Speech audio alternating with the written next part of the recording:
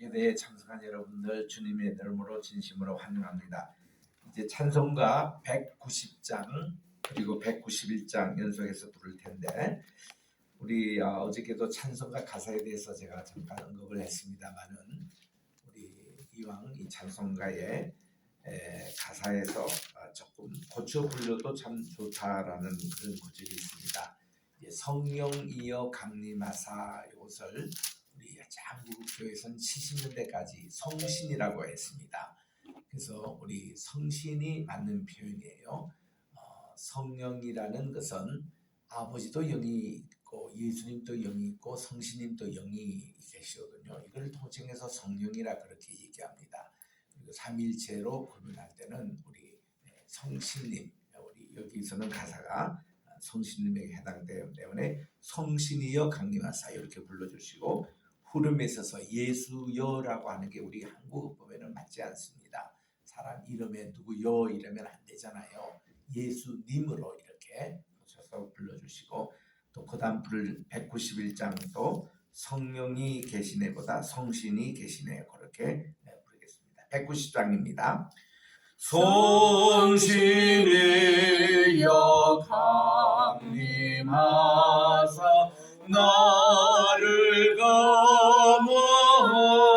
감화하시고 애통하며 회개한 맘 충만하게 하소서. 예수님 이호님 너의 기도 들으사 애통하며 회개할 맘 충만하게 하소서. 성신이여 강림하사 크신 권능 주소서. 원하오니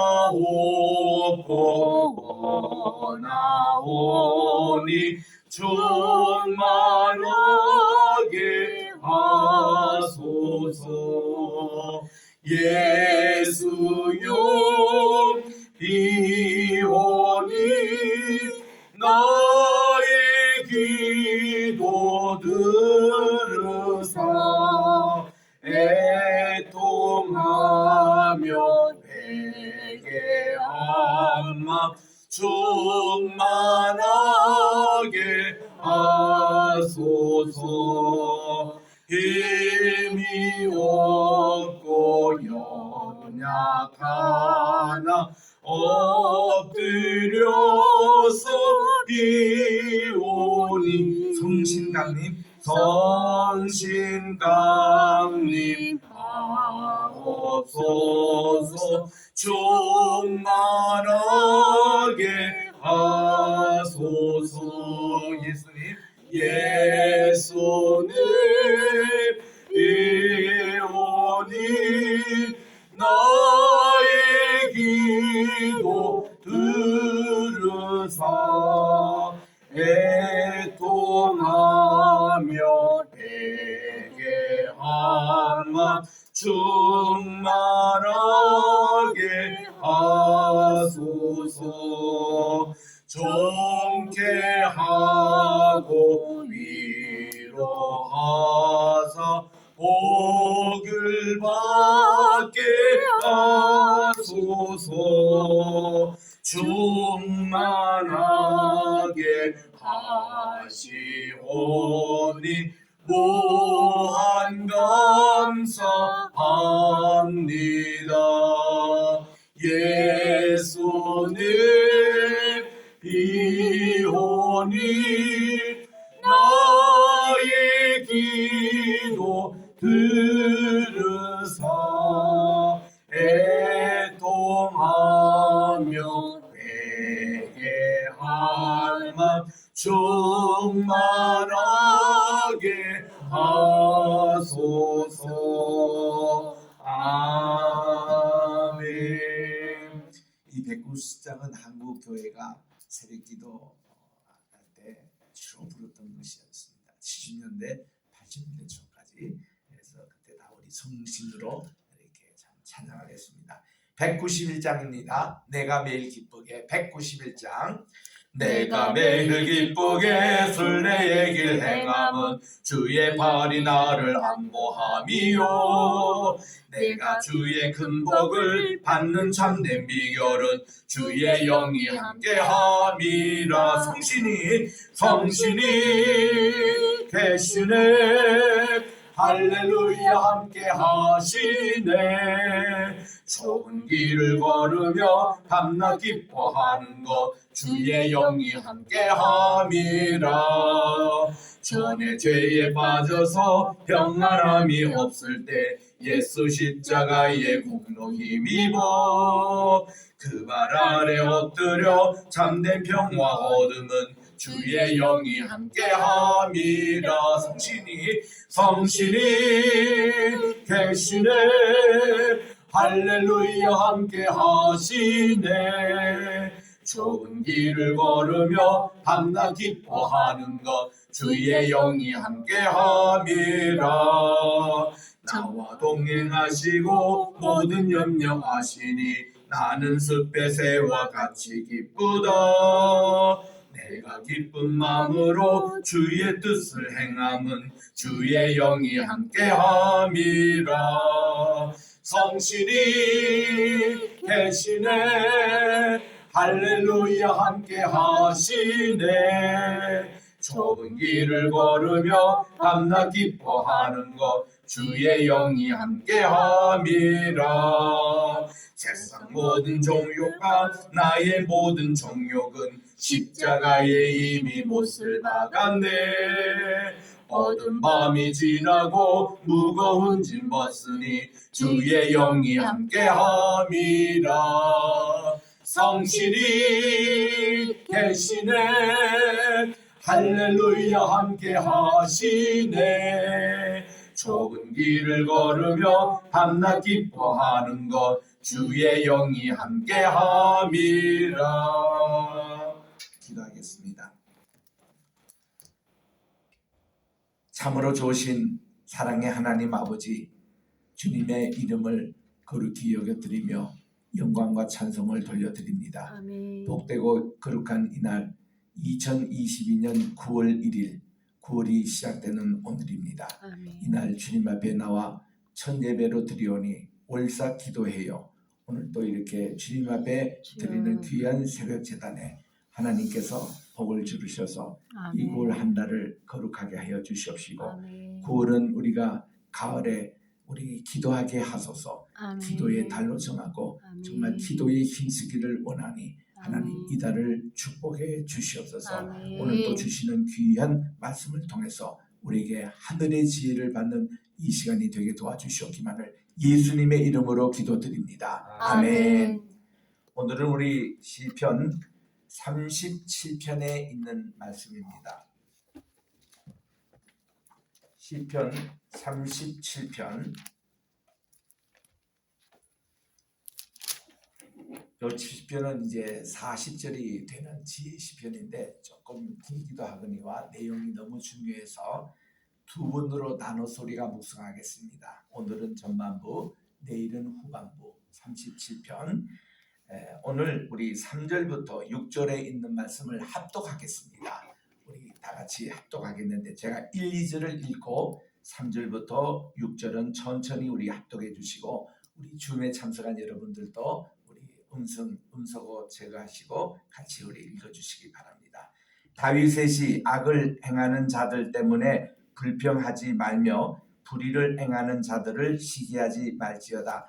그들은 풀과 같이 속히 배임을 당할 것이며 푸른 채소같이 쇠잔할 것임이로다. 시작. 여호와를 의뢰하고 선을 행하라. 땅에 머무는 동안에 그의 성실을 먹을 거리로 삼을지어다. 또 여호와를 기뻐하라. 그가 내 마음의 소원을 내게 이루어 주시리로다. 내 길을 여호와께 맡기라. 그를 의지하면 그가 이루시고 내 의를 빛같이 나타내시며 내 공의를 정오의 빛같이 하시리로다. 아멘.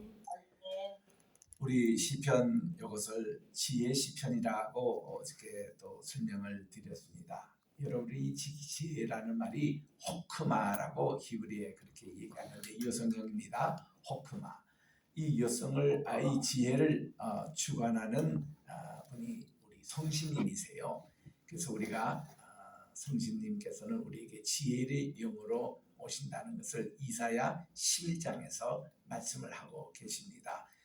거기 보면 7가지의 이 성신님의 그 영의 특징을 이렇게 소개하고 이 영이 예수님에게 오는 것을 볼 수 있거든요. 그래서 이 지혜는 참 우리에게 중요합니다. 지혜의 그 주제는 어저께도 말씀드린 대로 악과 선에 대한 문제입니다. 이 선은 하나님께 속하고 악은 사탄에 속하는 것이거든요. 요거를 잘 분별할 줄 아는 게 여기 지혜입니다. 아멘. 요 지혜를 얻기 위해서는 뭐를 해야 된다고요? 하나님을 경외하는 일입니다. 우리 다윗의 아들 솔로몬 지혜가 이거 아버지 다윗에게 배웠습니다. 오늘 이 시편 37편에 있는 이 말씀을 잠언서에서 많이 인용하고 있어요. 그 여기에 보면은 이 37편은 하나하나가 자면의 말씀처럼 그 자체가 요절이 되고 있습니다. 얼마나 귀한 내용인지 모릅니다. 우리 그 잠언서에도 1장 7절에 보니까 여호와를 경외하는 것이 지식의 근본이라 그렇게 말씀하고 있습니다. 또 잠언서 9장 10절에는 여호와를 경외하는 것이 지혜의 근본이라 이렇게 나오고 있습니다. 그러니까 하나님을 경외하는 것이 모든 지식의 근본이고 모든 지혜의 근본이라고 그렇게 말씀하고 있습니다. 왜냐고요?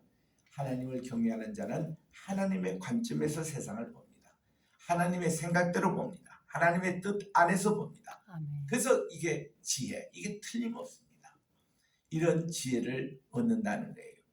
다윗은 언제 이 지혜를 많이 얻었다고요? 그는 스물 다물을 다 겪어보고 그의 노년이 됐을 때에 나이가 많았을 때에 이 시편을 남기는 것입니다. 자, 먼저 25절을 먼저 한번 보겠습니다. 25절, 37편 25절입니다. 그것도 한번 같이 합독해 주시기 바랍니다. 시작. 내가 어려서부터 늙기까지 의인이 버림을 당하거나 그의 자손이 글씨감을 보지 못하였도다. 자, 이 구절에서 이 다윗이 늙은 노년에 이것을 지은 시편이라고 그럽니다. 우리 지혜는 나이가 좀 많고 이 세상의 경험을 다 해본 분들일수록 참 지혜롭습니다. 연세 많으신 분들 존경해야 합니다. 권사님, 장로님, 또 원로 목사님들 참 이런 분들은요 참 지혜가 풍부해요. 우리 스위스에 가보니까요 한 교회 담임 목사님을 1대, 2대, 3대 뭐 한국에서는 뭐 그게 요즘 세습이라고 해서 문제가 되고 있다마는 그 스위스 같은데 유럽은 그렇지 않습니다. 한 교회 65대 그러니까 65대 할아버지 때부터 쭉 내려가서 지금 그 후손이 목회하는 교회가 있습니다. 스위스는 수상이 딱 취임되고 당선되면요 제일 먼저 찾아가는 분이 65세 때 한 교회에서 목회하는 목사님 찾아가서 기도받고 지혜를 구해요. 또 국가가 어려울 때마다 그분을 초청해서 지혜를 듣습니다. 우리 한국도 참 이런 어른들이 계시면 얼마나 좋겠느냐. 옛날에 보니까 뭐 김수환 추기경이라든지 한경지 목사님이라든지 참 이런 어른들이 계실 때 나라가 그래도 안정이 됐어요. 그분의 한마디에 다 조용했고 총회나 노예대 가보면은 그 어른들이 법이요 하면은 조용하게 다 순종을 했습니다. 이런 질서가 잡히는데 요즘 한국이 참 이런데 어려움이 많이 있지 않는가? 이게 지혜입니다, 지혜. 그래서 이런 다윗이 참 나이가 이제 많이 들어서 느끼는 지혜였다는 거예요. 자, 우선 1절, 2절만 보십시다. 여기에 악을 행하는 자들 때문에 불평하지 말며 불의를 행하는 자들을 시기하지 말지니라. 우리가 이런 갈등을 일으키가 있습니다. 왜 악을 행하는 자는 못 살아야 되고 가난해야 되고 돈이 없어야 되고 권력이 없어야 되는데 세상에 보면 거꾸로 되는 것 같아요. 다 권력지고 돈 많고 이런 사람들이요 전부 다 악을 행하는 사람들이 그렇게 잘 나가는 것 같아요. 어? 이게 악의 주체는 뭡니까? 사탄 아닙니까? 사탄 보세요. 돈이 참 많은 것 같이 보여요. 그 많은 빌딩도 가지고 있고 그 많은 이게 금은 돈도 가지고 있고 이 사탄이 그 움직이는 이 세계를 지금 움직이는 거 보세요. 얼마나 뭐 프리메이슨이라든지 일루미네이트라든지 이런 세력들 보면 돈도 그렇게 많고 금은 돈이 그렇게 많이 움직이는데 그때 보면 우리가 갈등을 일으키가 있습니다. 우리도 어릴 때부터 예수 믿고 교회를 다 다니고 했지만요. 때로는 학교에 보면요. 공부 잘하는 학생들 교회 안 다녀요. 또 부잣집이에요. 거진집이. 반찬도 도시락 반찬 너무 좋습니다. 근데 교회 다니는 우리는 맨날 가난하고 돈도 별로 없고 참 이럴 때 좀 갈등을 일으켜요. 교회 다니면 하나님은 이런 복을 안 주시나 이런 경우가 있습니다. 근데 그거는 이제 우리 좀 소극적이지만 적극적으로 할 때는요. 야, 세상에 이 의인들이 당하는 고통이 악인이 잘 되고 이런 걸 볼 때 그거 잘 돼도 너무 잘 되거든요. 그래서 이 하박국도 거기에 대해서 하나님께 호소한 겁니다. 하나님 도대체 저 악인들이 왜 이렇게 잘 됩니까? 의인은 왜 이렇게 고통해야 됩니까? 지금 다윗도 그랬지만 다윗 앞에 선배인 욥이 있잖아요. 욥도 마찬가지 이런 고난을 다 경험을 했습니다. 자기가 하나님께 의롭게 살고 예배 열심히 드렸고 열심히 구제했고 다 선행을 했는데 왜 이렇게 하루아침에 쫄딱 망했냐 이거야. 모든 거 잃었습니다. 여러분이 이럴 때에 제대로 된 사람 같으면은 하나님 원망 안 하겠어요? 하나님 어떻게 왜 이렇습니까? 그리고 자기를 뭐 위로한다고 찾아왔던 이 친구들도 전부 다 이 욥을 정죄하네요. 네가 죄가 있기 때문에 그런 거 아니냐. 아니 땡굴떡에 연기 나냐. 너 죄를 다 실토해라. 이렇게 그 공락하니 이 친구들은 자기를 위로한다는 게 아니라 정죄하고 자기를 더 마음을 아프게 하고 너무너무 욥이 힘들었습니다. 이런 우리 현실을 볼 때에 이런 기도가 당연히 나오는 거예요. 그런데 2절에 그 답이 있어요. 그들은 풀과 같이 속히 뱀을 당할 것이며 푸른 채소같이 쇠잔할 것이미로다. 이게 정답이에요. 그러니까 요거는 속히 지금 정답을 얻지만 여러분 이 시편을 읽을 때 37편 거꾸로가 73편 아닙니까? 그것도 지혜 시편이에요. 그게 또 37편의 후편이라고 할 정도로 아주 주제가 비슷합니다. 73편을 우리 잠깐 한번 먼저 읽어보겠습니다. 73편 여기도 이제 시작이 이 악인의 형통함에 대해서 다 이제 좀 이렇게 불평하는 그런 기도가 처음에 시작됐다가 그 이제 해답을 찾는 것이 73편. 이거는 아삽의 시입니다. 다윗의 제자죠. 이 여기 보니까 73편에 하나님이 참으로 이스라엘 중에 마음이 정결한 자를 손을 행하시나 나는 거의 넘어질 뻔했습니다. 너의 걸음이 미끄러질 뻔했습니다. 이는 보니까 악인의 형통함을 보고 그들의 오만함에 질투하였습니다. 이렇게 시작을 하는 거예요. 근데 이 시편 기자도 해답을 어디서 찾느냐 그러면은 그가 성전에서 하나님께 예배드릴 때 그 종말을 깨닫게 됐다고 17절에 나옵니다. 17절에 보니까 하나님의 성소에 들어갈 때야 그들의 종말을 내가 알았습니다. 참 저들이 미끄러운 곳에 두시며 하나님께서 파멸에 던지시고 그들로 갑자기 황폐하게 하고 하나님의 심판이 있는 걸 그제서야 알았습니다. 이렇게 이제 깨닫는 시거든요. 그래서 37편 거꾸로 73편 요게 서로 짝을 이루는 시편이에요. 그래서 이것은 이 다윗이 속히 2절에 그 해답을 벌써 내잖아요. 사탄 존재 그들은 다 풀과 같이 속히 뱀을 당할 것이고 푸른 채소 같이 쇠잔할 것이라. 뭐 다윗도 여기에 속히라는 표현을 썼습니다마는 그를 따라다녔던 사울이 얼마나 그를 쫓고 그를 죽이려고 했습니까? 그게 적어도 10년, 좀 많이 잡으면 13년 동안 그가 도망다니며 고생을 했거든요. 이거를 하나님에서 눈에 볼 때는 속히라는 표현을 쓰지 우리 인간의 시간으로 보면 참 지겨운 시간입니다. 참 오랜 세월입니다. 이럴 동안에 자기가 이런 어려움을 당했던 것인데 그러나 자기가 노년에 이렇게 돌아다 보니까 그 고생한 그 십몇 년의 그런 생활도 이거는 속히 하나님의 눈에 볼 때는 속히라고 위로를 지금 받고 있는 거예요. 속히 다 풀과 같이 배임을 당할 것이다. 사울의 종말을 보잖아요. 블레셋의 종말을 보잖아요. 다윗은 자기를 괴롭히는 이 압살롬의 종말을 봤잖아요. 이런 거를 다 수전 다 이걸 겪고 나서 이렇게 얻는 지혜가 이 말씀이었습니다. 그러면 우리 하나님을 믿는 경외하는 자의 특징이 어떤 특징이 되어야 한다는 것이 3절부터 6절에 나옵니다. 이것만 가지고도 우리가 하루를 묵상할 수 있는 굉장히 좋은 말씀이에요. 첫째로 여호와를 의뢰하고 선을 행하자는 겁니다. 아멘. 악인처럼 그러지 말고 아멘. 우리는 하나님만 바라보고 선을 행하는 자. 아멘. 이 자들은 땅에 머무는 동안에 그의 성실을 먹을거리로 삼을 지니라고 말씀을 하는 거예요. 아멘. 우리 흔히 많이 이렇게 얘기합니다. 우리가 뭐 이 땅에서 고생을 많이 하고 가난하고 힘들지만은 우리 천국에 가면은 우리 다 없어지니까 이 땅의 고생을 조금만 우리 참고 이 땅에서는 가난하고 뭐 그렇게 우리가 살아도 괜찮다. 이런 얘기를 흔히 많이 합니다. 근데 성경에서는 그렇게 가르치고 있지 않습니다. 성경에서는요, 이 땅에도 복을 받아라는 거예요.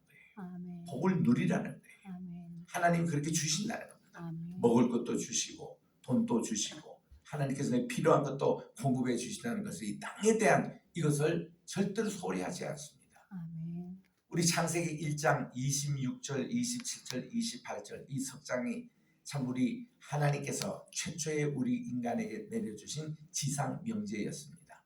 우리 하나님이 형상과 모양대로 우리 인간을 창조하시고 우리 인간에게 주신 사명을 28절에 이렇게 요약하고 있습니다. 생육하고 번성하여 땅에 충만하라. 땅에입니다. 이 땅에 충만하라. 두 번째로 이 땅을 정복하라. 이 땅을 정복하라는 겁니다. 세 번째는 하늘에 나는 새와 바다의 물고기와 모든 이 육축을 하나님 대신 잘 다스려라. 이걸 한마디로 표현하면 땅을 다스려라. 하나님 대신에 왕권을 우리에게 주신 겁니다. 이 다 땅에 대한 내용이에요. 아멘. 땅을 차지해라. 땅을 채워라는 겁니다. 땅을 다스려라. 땅을 정복하라는 거예요. 그리고 땅을 지배하라. 다스려라. 이 세 가지 왕권을 우리 인간에게 주시는데 사탄이 이것을 뺏으려고 에덴 동산의 선과 악의 그 사건을 일으킨 겁니다. 하나님이 따먹지 마라. 그 따먹으로 우리 인간이 이 세계를 잃어버린 거예요. 그러다 보니까 금욕주의자들은 이 땅에는 고생하고 뭐 금욕하고 금식하고 이렇게 고생하지만 우리 저 천국이 있다. 이지만 우리 주님께서는요 늘 이 땅에 천국을 이루며 천국의 삶을 살아가는 거예요.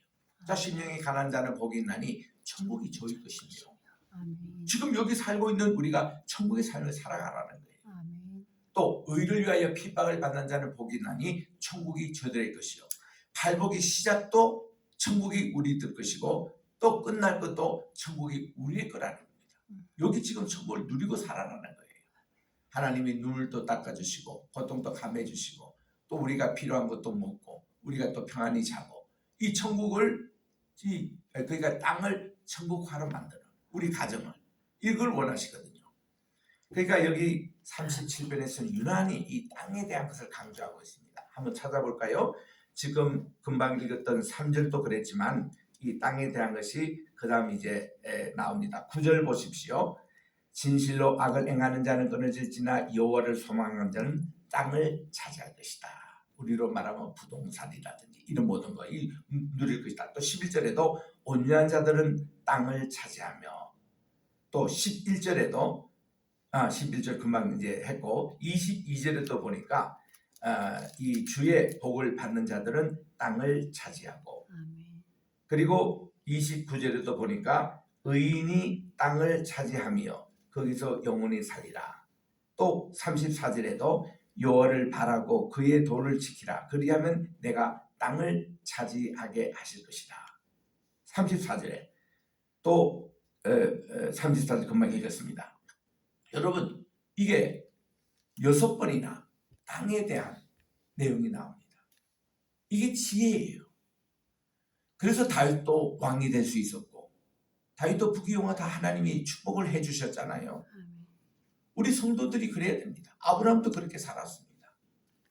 그래서 이제 이거를 이제 부자가 천국에 들어가는 것이 얼마나 어려운지 이제 이 낙타가 그 바늘귀로 들어가는 것보다 더 어렵다 이런 말씀으로 한 번은 부산에 신방을 갔더니 그분은 한국의 대기업 30대 들어가는 기업의 회장 CEO입니다.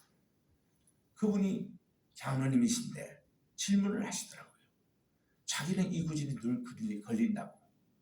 자기 집에도 금은보화도 많고 자기 재력이 많고 하는데 우리 천국 들어가는 게 불가능한 게 아니냐. 어떻게 낙타가 바위 바늘귀로 들어갈 수 있느냐는 거죠. 그때 이제 제가 이제 설명을 해드렸습니다. 장로님, 이 뜻은 그런 뜻이 아니고 부자가 절대로 천국에 못 간다 그런 얘기가 아니고 그렇다면 우리 예수님을 섬겼던 부자 많은 여인들이 누가복음 8장 3절에 보니까 예수님을 수종하여 섬겼더라 이런 분들도 많고 우리 바울도 선교할 때 보면 주로 부자들 집에 가서 거기서 교회를 시작했고 다 이런 분들 구원을 못 받습니다. 그런 뜻이 아니고 예수님께서 이 부자 청년에게 얘기했던 내용은 뭔가니 이 부자 청년만큼 재물에 이 사람은 지금 신이 돼 있는 거예요. 그거를 버리라는 겁니다. 그래서는 우리 주님께서 말씀해 낙타가 바늘귀라는 것이 예루살렘에 문이 8개가 있는데 그 중에 한 문이 굉장히 낮고 그리고 폭도 좁아요. 여기는 낙타가 들어가기 위해서는 모든 짐을 다 내려내야 되고 낙타가 바짝 엎드려 가지고 이렇게 해가지고 겨우 들어갈 수 있는 문을 바늘귀 문이라고 그럽니다. 그래서 이렇게 우리가 천국에 갈 때는 재물을 다 들고 가는 게 아니기 때문에 너희들은 여기서 누리다가 다 주님께 또 다 바치드리고 이렇게 하라는 뜻이지 불가능하다 이런 뜻이 아니라는 거예요. 이 설명하니 장로님 얼굴이 환해져가지고 그런 뜻이었구만요. 우리는 부자는 천국에 못 들어간 줄 알았습니다. 그런 뜻이 아니에요.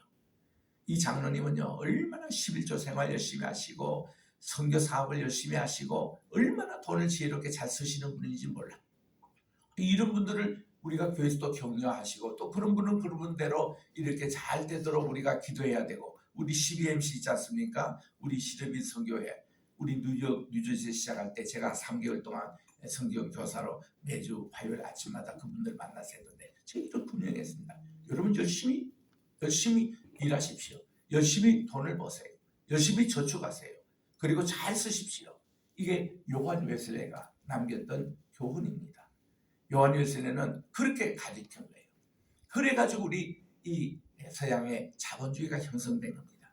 그래서 막스 웨버는 이 자본주의의 형성은 청교도 열심히 그들에게 일하고 열심히 저축하고 열심히 돈을 벌어가지고 이거를 잘 사용하는 여기서부터 자본주의가 기초됐다고 이런 기독교를 굉장히 칭찬했습니다. 우리 교회가 가는 곳마다 전부 다 잘 살아요. 불교가 들어온 곳마다 다 못 삽니다. 이슬람권, 또 캐토릭, 또 이렇게 그 불교권 이런 나라는 다 지금 못 살아요. 그러나 이 교회가 들어간 곳은 다 잘 살도록 이런 우리 정신을 심어놓거든요. 그 절대로 여러분들이 부자에 대해서 그런 부정적인 관념이 아니에요. 그 뜻이 그런 내용입니다.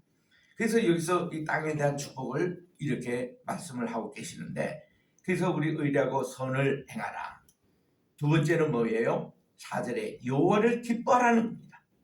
그의 마음의 소원을 내게 이루어주겠다는 거예요. 아멘. 우리 시편 1편에도 하나님의 말씀을 내 기쁨으로 삼는다고 했잖아요. 아멘. 그런 내용입니다.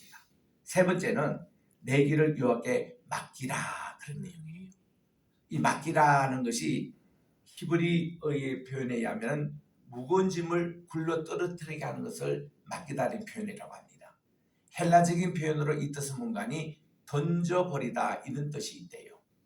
하여튼 우리들은 이 무거운 짐을 밀쳐버리든지 우리가 던져버리든지 모든 근심과 염려를 다 우리는 주님께 맡겨버리고 우리의 경영권도 맡겨버리고 하나님의 소유권도 맡겨버리고 사용권도 맡겨버리고 우리 재정에 대한 거 세 가지 있잖아요.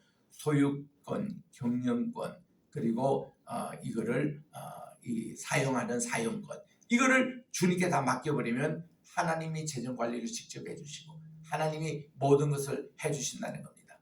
그래서 우리 잠언서 16장 3절에도 보면은 우리가 계획하는 것은 우리가 하지만 경영하시는 분 하나님이시다. 이런 우리 이 잠언서가 다 여기서 나오는 내용이에요. 아멘. 이 다윗의 지혜. 그리고 네 번째가 내 의를 빛같이 나타내시며 내 공의를 정오의 빛같이 하시리라고 말씀해 주신, 이것은 미가서 7장 9절에도 인용됩니다. 이만큼 이 넉절에 있는 이 내용이 하나님을 다 의뢰하고 하는 선인, 선을 행하는 자, 지혜로운 자의 모습이라는 거, 아멘. 요거를 기억하시면서 오늘은 여기까지 하겠습니다. 네 가지를 여러분이 기도 제목을 삼으시고 정말 이 다윗이 남겨준 이 지혜, 노년에 남겨준 내용입니다. 이거 값진 지혜예요. 아멘. 그냥 나온 게 아닙니다.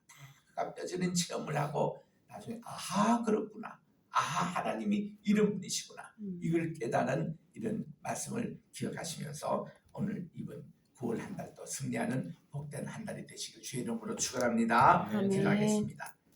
하나님 아버지 감사합니다. 오늘 또 시편 37편을 통해서 우리 모든 악인의 심판은 하나님께 맡겨버리고 우리는 먼저 하나님을 우리가 의뢰하고 선을 택하게 도와주시옵고 아멘. 그리고 하나님을 항상 기쁨의 주제로 삼게 해주시고 우리의 모든 길을 하나님께 맡겨버리고 우리의 경영권, 소유권, 사용권까지도 하나님께 맡겨버리고 이럴 때 하나님께서는 그 의를 빛같이 나타내시며 공의를 정오의 빛같이 하시라는 축복의 말씀이 우리 모든 성도들에게 임하여 주시고 오늘도 승리의 9월의 한 달을 승리의 한 달이 되게 도와주시옵소서. 주님 앞에 귀한 예물을 바칩니다. 이 예물을 드린 손길 기도의 제목 담아 하나님께 드리는 기도이려니 눈물로 씨를 뿌린 자는 기쁨의 단을 거둔다고 하나님께서